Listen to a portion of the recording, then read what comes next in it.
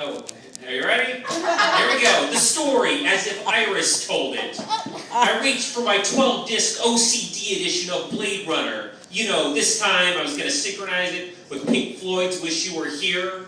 Infuriatingly, the ultra-sleek jewel case slipped out of my hands and fell, spilling the DVDs across the floor where they lay glistening like fish scales.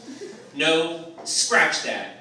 Snake scales. When I picked up the jewel case, I noticed that it had cracked. Wiping the tears from my eyes, I saw the corner of a thin booklet peeking out from behind the chipped plastic, a volume of poetry inspired by Blade Runner. I believe I'm the first fan to discover this wonderful Easter egg. So, without any further ado, here are some highlights from that book of poetry. Poems about Blade Runner. Brought to you by the Chimago Dominguez Corporation, helping America into the new world. Testimony. I'll say it with conviction, it's an addiction. You sit in your mom's basement writing Blade Runner fan fiction. You've got a floating blimp, a replicant Pip, and Edward James Olmos who walks with a limp. It's a predictable plot, a replicant's caught, but Deckard won't kill her cause she's so hot. She has no defects, they have replicant sex. Her name be Rachel or Briss, but she sounds like your ex. Your stories are weak and hardly unique. I've met Philip K. Dick, and you, sir, are no Philip K. Dick.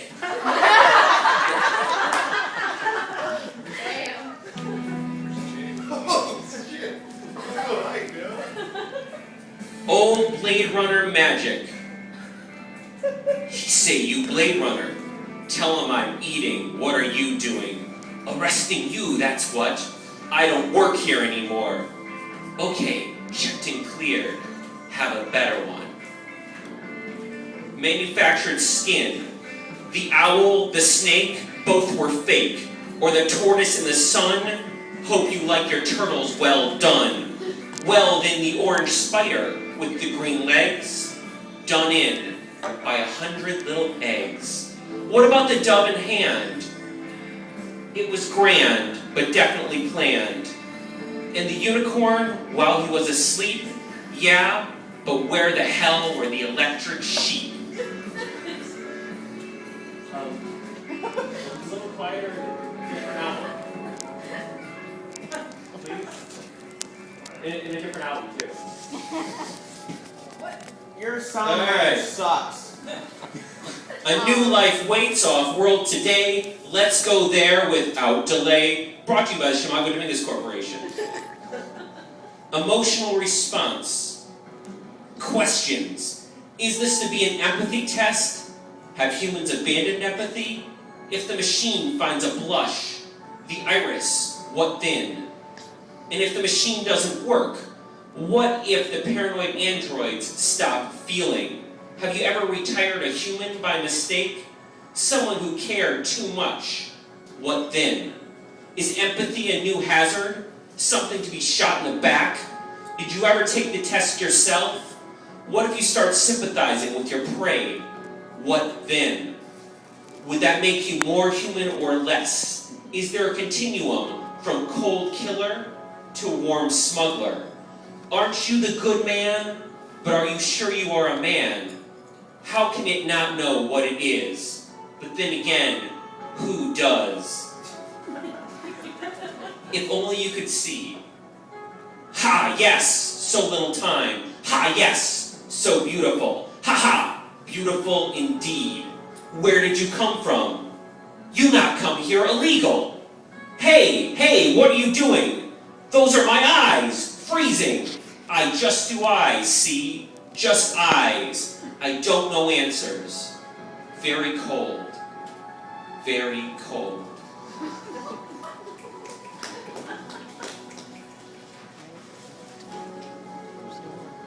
A big war destroyed the earth. Nature's in disharmony. I'd like to move off of this world and join a new colony. Brought to you by the Chimago Dominguez Corporation.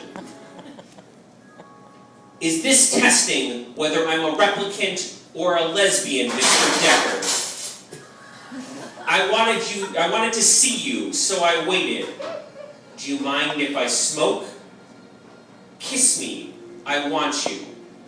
I love you, I trust you. You think I'm a replicant, don't you? What if I go north? Would you come after me? S for enhancement. Enhance, 224 to 176. Enhance, stop, move in, stop, pull out, track right, stop, center, and pull back, stop, track 45 right, stop, center, and stop. Enhance, 34 to 36, pan back and pull right, stop. Enhance, 34 to 46, pull back, wait a minute, go right, stop, enhance 57 to 19, track 45 left, stop, enhance 15 to 23. Give me a hard copy right there. Deckard wants to go off-world, shot a woman in the back. Too bad she won't live. Someone else's memories. Human, human, human, human. Human, human, human, human. Replicant? Whoa. And to think that I saw it on Unterwasser Street. When I leave the hotel to work at Tyrell, Roy always asks me, Leon, keep your eyes open and tell me what you see. But when I tell him where I've been and what I've seen, he looks at me and sternly says, you made your eyesight much too keen. Stop telling such off-worldish tales. Stop turning synthetic minnows into whales. Now what can I say when I got home today, all the long way to the Tyrell Corporation and all the way back? I've looked and I've kept careful track. But all that I noticed, besides billboards and concrete, was a Blade Runner with a gun on Unterwasser Street. That's nothing to tell, not interesting or fun, just a world-weary Blade Runner with a drawn gun. That can't be my story, that's only a start. I'll say I saw Zora, a snake, riding a cart. And that is a story that no one can beat when I say that I saw it on Unterwasser Street. Yes, the snake is fine, but I think it's a shame. Such a beautiful machine on a cart is so lame. The story would really be better to hear if instead of a snake, Krishnas appeared. On golden bicycles, keeping a beat, rumbling like thunder down Unterwasser Street. No, it won't do it all. Krishnas on bikes might fall, and the rain and smoke would stop a bike fleet. They'd look mighty wet on old Unterwasser Street. Hold on a minute. There's something else. The rain was blocked instead by a big fancy spinner flying overhead.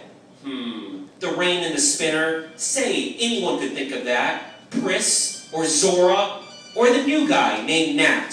Say, even I could think of that. But it isn't too late to make one little change. Rain and a desert turtle. There's something strange.